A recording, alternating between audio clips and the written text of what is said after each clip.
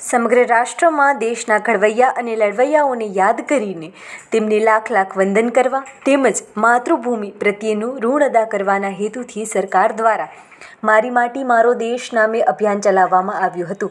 પરંતુ સરકાર કે સંસ્થાના દેશભક્તિના કાર્યક્રમો માત્ર 26મી જાન્યુઆરી અને 15મી ઓગસ્ટ પૂરતા જ સીમિત રહે છે. ત્યારે મોરબીનું એક ગામ ખાનપર એવું કે જ્યાં આવી સિઝનલ રાષ્ટ્રભક્તિ નહીં પણ કદાચ રાષ્ટ્રભાવના જાગૃત રહે તેવી સુંદર પહેલ કરવામાં આવી છે. આ ગામની દરેક શેરીઓને ક્રાંતિકારીના નામ આપવામાં આવ્યા છે. એટલે કે દરેક શેરી આઝાદીમાં પ્રાણ ન્યોછાવર કરનાર ક્રાંતિકારીઓના નામથી જાણીતી બની છે અને ક્રાંતિકારીઓના નામથી ગામની શેરી બોલતી થઈ છે, જેનો ઉદ્દેશ્ય માત્ર એક જ છે કે ભવિષ્યમાં આવનારી પેઢીના ક્રાંતિકારીઓના નામ એમનું સમગ્ર જીવન આઝાદી માટે ન્યોછાવર હતું અને એમનામાં રહેલી દેશભાવના નવી પેઢીમાં પણ સંચાર થાય અને ઉમદા નાગરિક બને તેવો હેતુ છે. મોરબીના ખાનપર ગામે આજે ક્રાંતિકારીઓના નામથી જાણીતું બન્યું છે.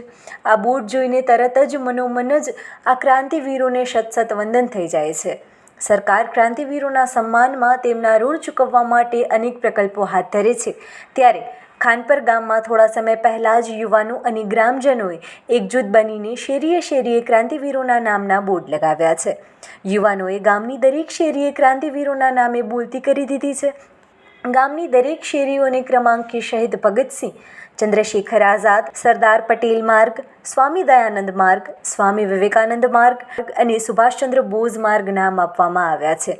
ગામના સરપંચ દિલીપભાઈ બાબુલાલે જણાવ્યું હતું કે સરપંચ તરીકે મારે એટલું જ કહેવાનું કે રાષ્ટ્રસેના જે છે એ અમારું અંતરનું હાડ છે એમ કે કોઈ જાતનું કોઈ ગ્રામ પંચાયતની અંદર કોઈ અમારે ટેન્શન જ નથી. બધું કામ એ જ લોકો સંભાળી લે ને બીજો નંબરને ખિસ્સામાંથી પૈસા પણ એ લોકો કાઢીને વિકાસ કરી રહ્યા છે. શૈલેષ ઝેરાજભાઈ રયાણી, ગામ ખાનપર. આને અંદાજિત 4 વર્ષ થયા છે અને અમારું ગ્રુપ 80થી 90 વ્યક્તિઓનું બનેલું છે. તેઓ દર મહિને 50 રૂપિયા શુલ્ક આપી અને એ ફંડ એકત્રિત કરી તેમાંથી ગામના સારા કાર્ય જે ગામના હિત માટેના હોય એવા કામ કરી છે. દાખલા તરીકે કોરોના કાળ દરમિયાન પંચાયત તરફથી ઉકાળા વિતરણનું આયોજન હતું. તેમાં પણ અમે સહભાગી બની નોખા અલગ અલગ જગ્યાએ 4 જગ્યાએ કોરોના કાળ દરમિયાન ઉકાળા વિતરણ ગામમાં કરતા હતા.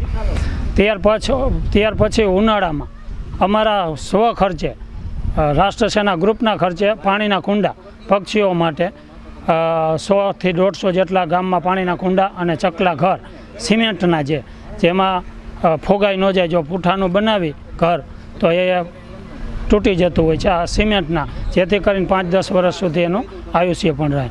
અને વૃક્ષો અત્યારે હાલમાં અમે 70-75 વૃક્ષ આ મેન રોડ ઉપર વાવેલા છે. અને રાષ્ટ્ર પર્વ હોય કે ગામનું રાષ્ટ્ર પર્વ, ધાર્મિક પર્વ, એમાં પણ અમે સહભાગી બનીએ છીએ.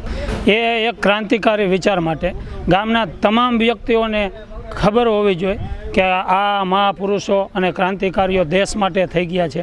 તો શેરીઓના નામ આપીએ જેથી કરીને એ શેરીમાં જેટલા લોકો રહેતા હોય એને ખ્યાલ આવે કે આપણી શેરી વીર ભગતસિંહ, શિવાજી મહારાજ, મહારાણા પ્રતાપ કે વિવેકાનંદજી જેવા મહાપુરુષો, ડૉક્ટર આંબેડકરજી જેવા અને સરદાર વલ્લભભાઈ પટેલ જેવા મહાપુરુષો અને ક્રાંતિકારીઓના નામથી આખું ગામ